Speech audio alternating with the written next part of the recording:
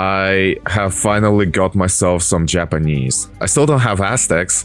I seem to be very not up to date on that front. Would you look at that? I finally found a way to get myself some Aztecs. And by found a way, I mean, like, I begged one of my friends to be able to afford it for me. Because Russia. Yeah, I've played a little bit with Aztecs. I've experimented a bunch. I really like Tezcatlipoca. I was hoping that I would like Quetzalcoatl, but apparently it's just not in the cards. And he's just a standard god.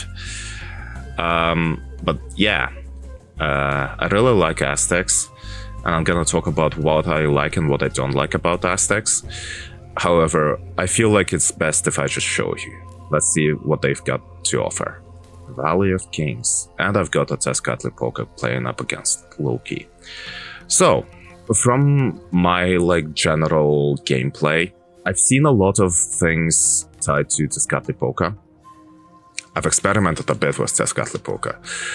I thought that he wouldn't be my favorite god because I'm usually not.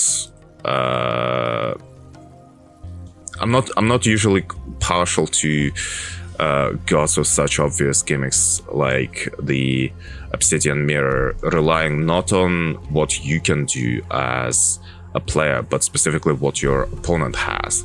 However, with that being the case, it does add a bit of randomness to everything that you are doing. Give me the spy ability. Give me the spy ability. Let me in! Let me in! There we go. As I was saying, what was I saying? I didn't think that I would enjoy Tezcatlipoca quite as much. I thought that Quetzalcoatl was going to be my favorite, and I still want to like him. I really, really do. It's just that Quetzalcoatl is really, to me at least, he seems like a good economic god, but economy is not something that Aztecs are hardwired to do. He goes against everything that Aztecs are good at, if that makes any sense. He helps with your drop-off sites, the Kalpuli stuff, and he introduces an entirely new ability for your warrior priest to potentially circumvent the need to sacrifice villagers. The problem is,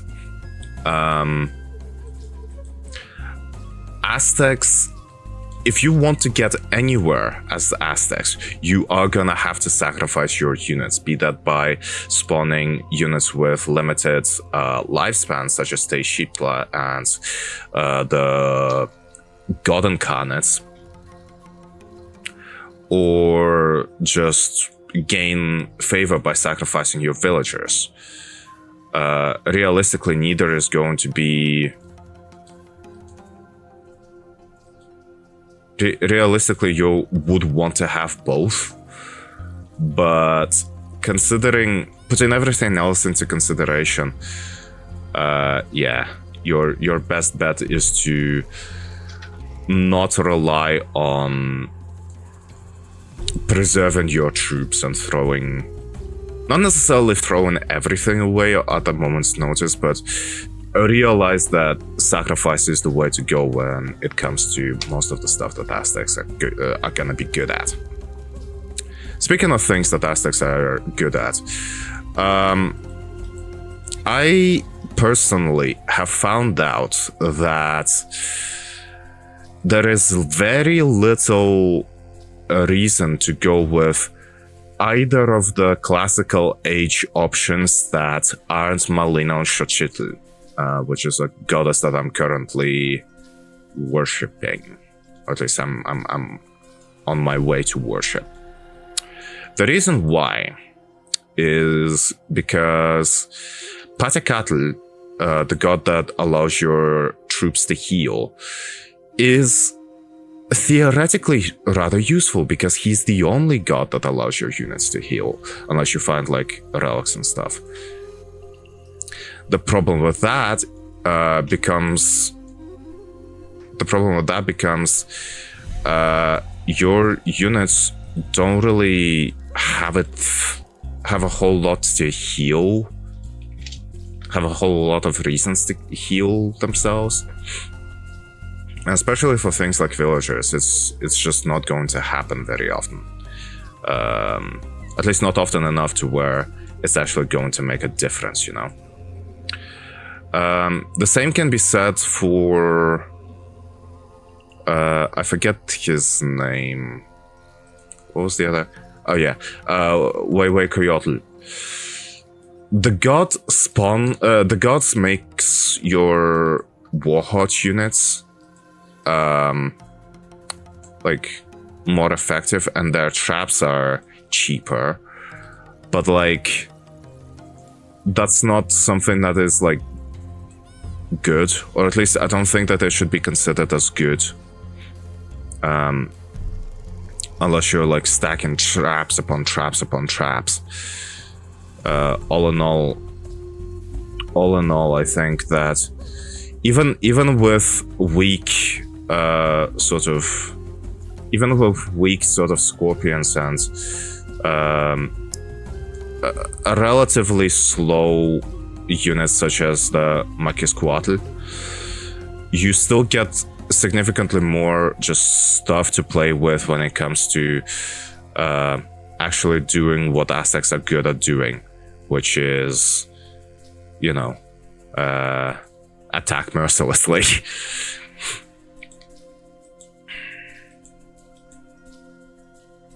He can't reach. That's unfortunate.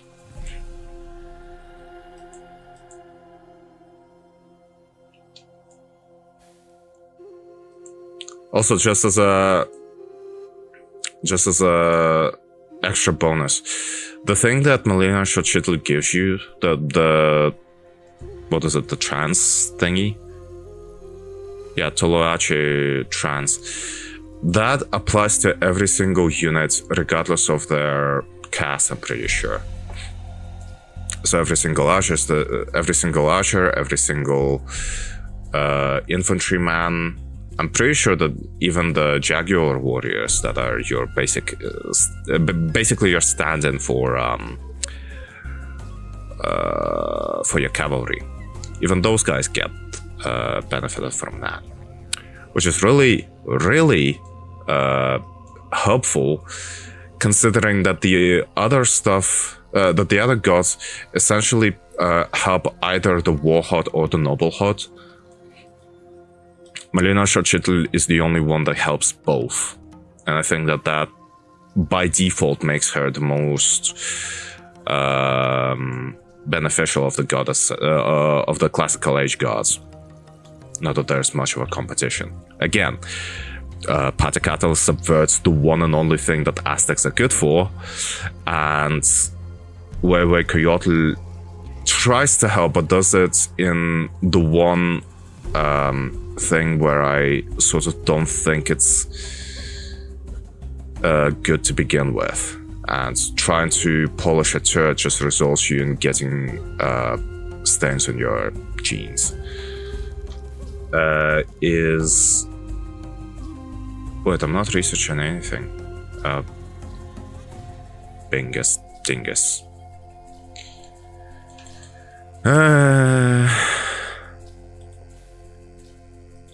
I feel like even despite playing on like as Tezcatlipoca, I'm not on my A game today. And I mean, in my defense, not that there is much of a defense,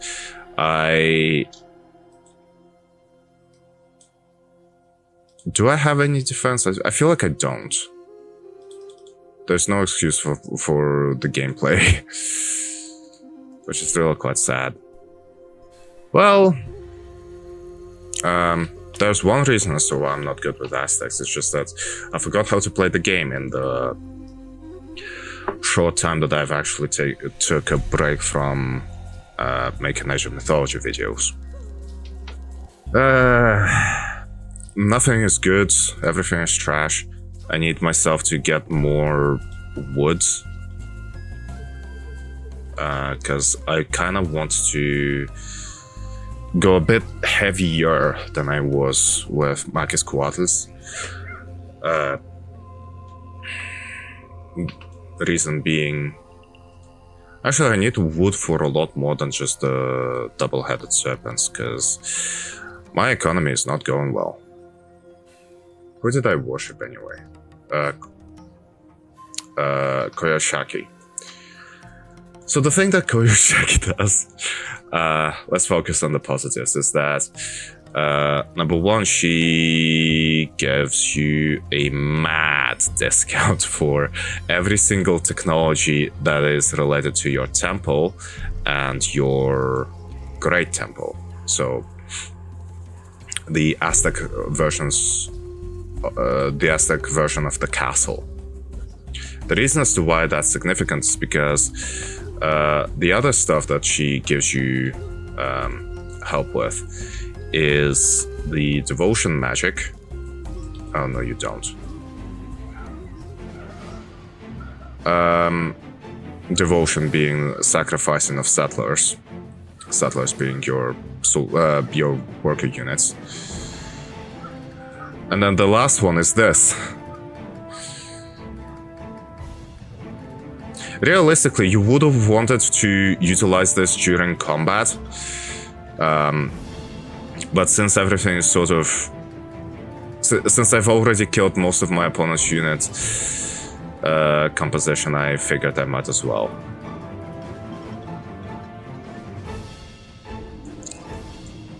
Why do you gather... Well, actually, no, gathering wood is probably a beneficial idea.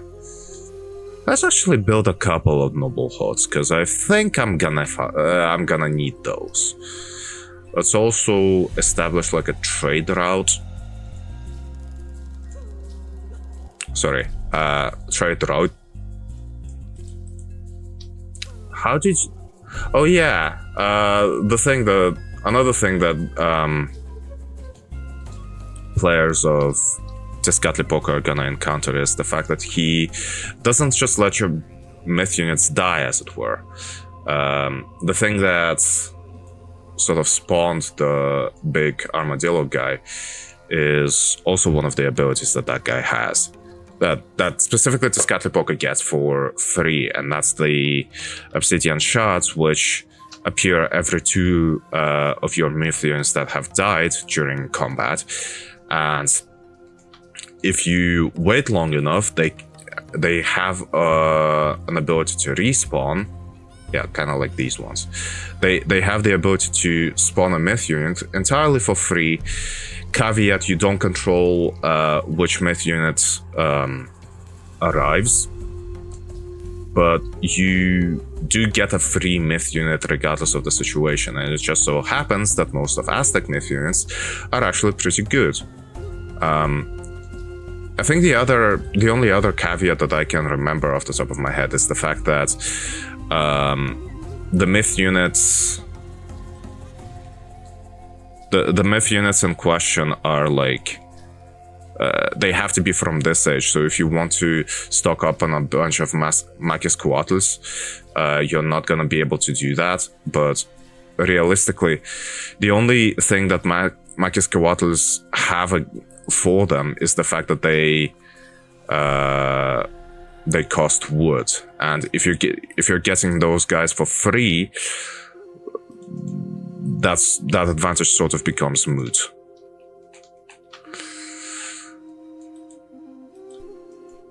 I don't think that my opponent is going to go against me with large quantities of archers, but unfortunately for me, ranged soldiers, and more specifically the what are they called? Marcus Coatls. Not Marcus Coatls, well, both Marcus Coatls and Eagle Rangers are the only stuff that I can actually feasibly do off the top of my... Oh, that's why I can't build anything, because my... I am a mess. If I lose this game, it won't be exactly surprising, but I'm also gonna try not to purposefully throw, even though I just did.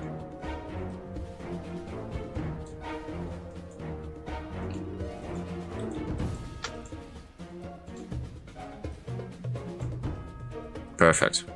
Now, you would want at least one Tenali Harvester. For the purposes of this, it could have just been like a warrior priest, but I haven't created any warrior priests, and I don't understand why. I may be stupid. Eric, add a counter every time that I get self-deprecating, because it feels like it's going to be a lot.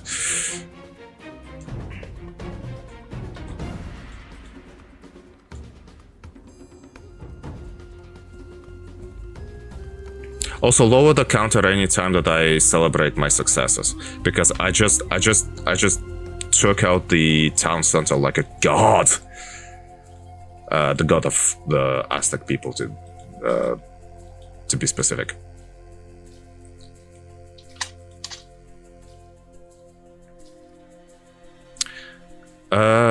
These guys, Ocelotl warriors, also called Jaguar warriors by people that may have more experience playing Age of Empires 2 rather than anything else.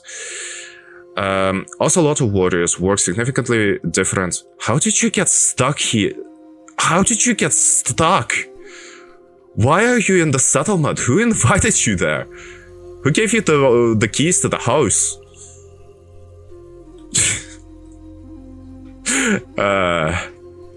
Aztecs are something. Speaking of Aztecs, this civilization only gets one singular cavalry unit, and I'm pretty sure that for the purposes of actually being like typical cavalry, like horse, camel, or elephant, it doesn't actually count. It counts as like whatever it counts as. Everything else is done by either fast-moving archers or, more commonly, infantry that can leap forward like, well, you just saw a bunch of jaguars.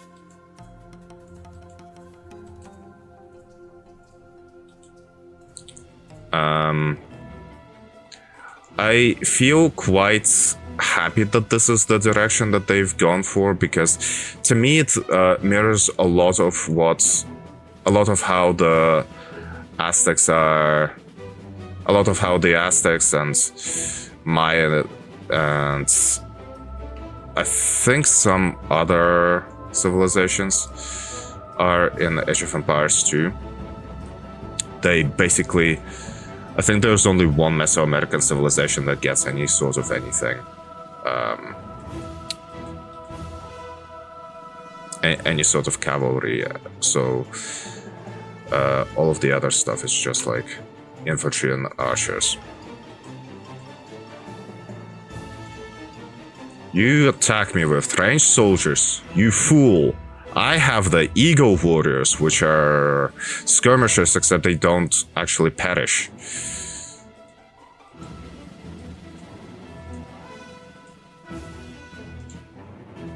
Hey, would you look at that?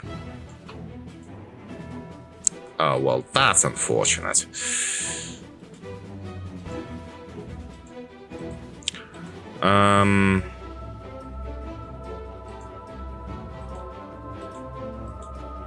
Hello.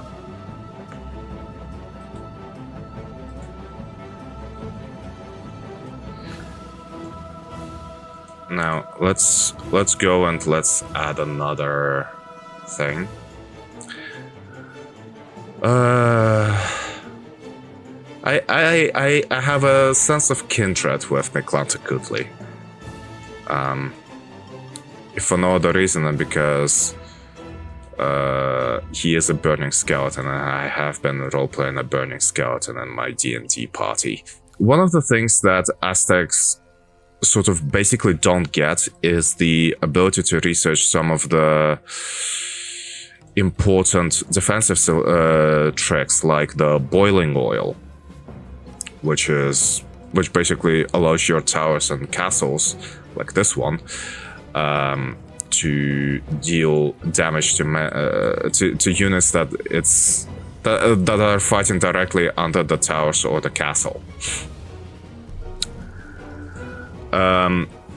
Tlaloc is a water god that circumvents that disability by actually allowing you to have a myth technology.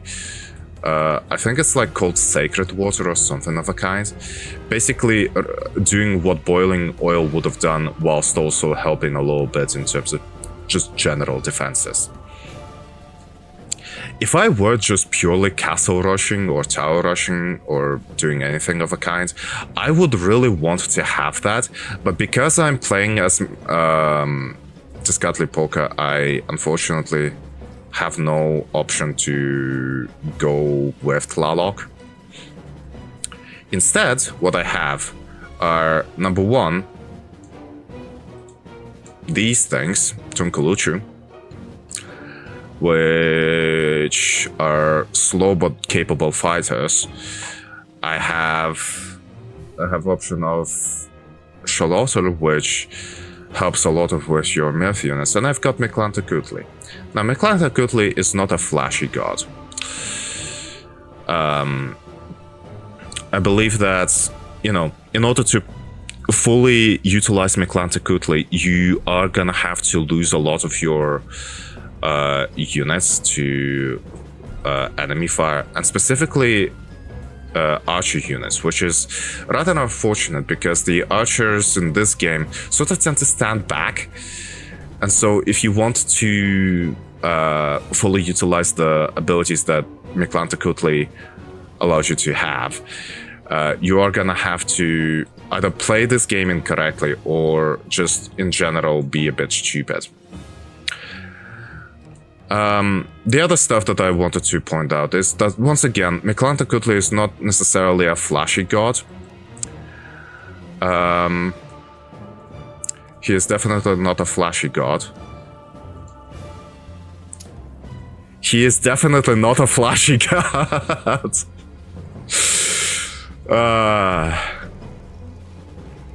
I don't care that this god power allows that this god power deals damage to your own units as well as the enemy ones.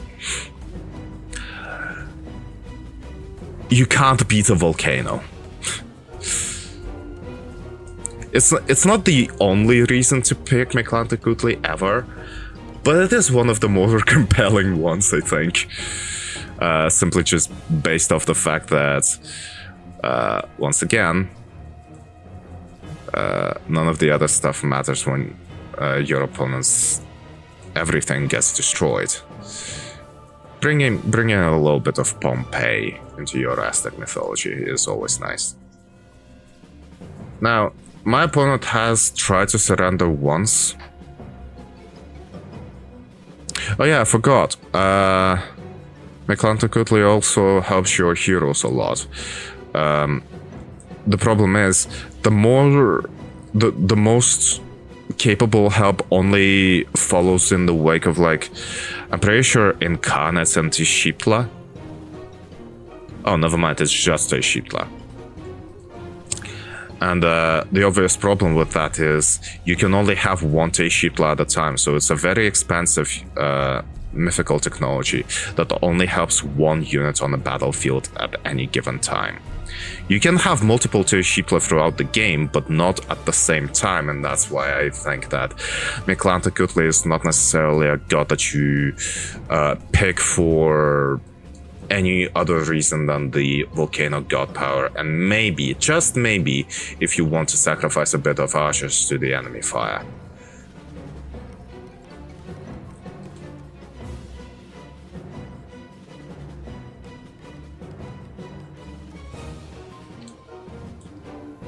Actually, let me get my Power Rangers out of there. They aren't called Power Rangers, but they are called Rangers. Actually, no, they're not even called Eagle Rangers, they're called Eagle Warriors. the cheat code Power Rangers calls them Power Rangers, but that's, yeah.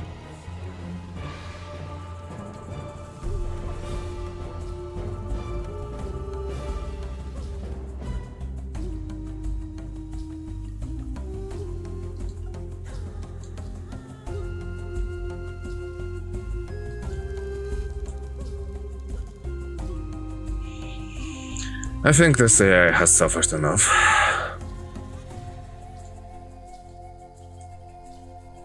Oh, there were a bunch of workers here. There were 9 workers and an ox cart. Wow. Also, I've missed like 2 relics. So, that was the introduction to Aztecs, at least for this channel. It's not the introduction for me, but it is here. The Aztecs are finally here. I am able to play with some of the longest requested, one of the most longest requested civilization for Age of Mythology. And while I can't necessarily glaze my favorite god of this entire game, which is the Quetzalcoatl, I do feel immense satisfaction with playing from playing with Tezcatlipoca. Beyond that, I don't think that Age of Mythology has had any like announcements of late, but I think that I'm gonna have to actually commit to making some original content beyond just playing the game, which is as good a time as any to actually delve into the numbers behind the game and hopefully make a video that holds a little bit more water than some of my previous ones. Beyond that, I do believe that I will see you in the next video. Hopefully it will be a building. If it's not, I'm going to cry.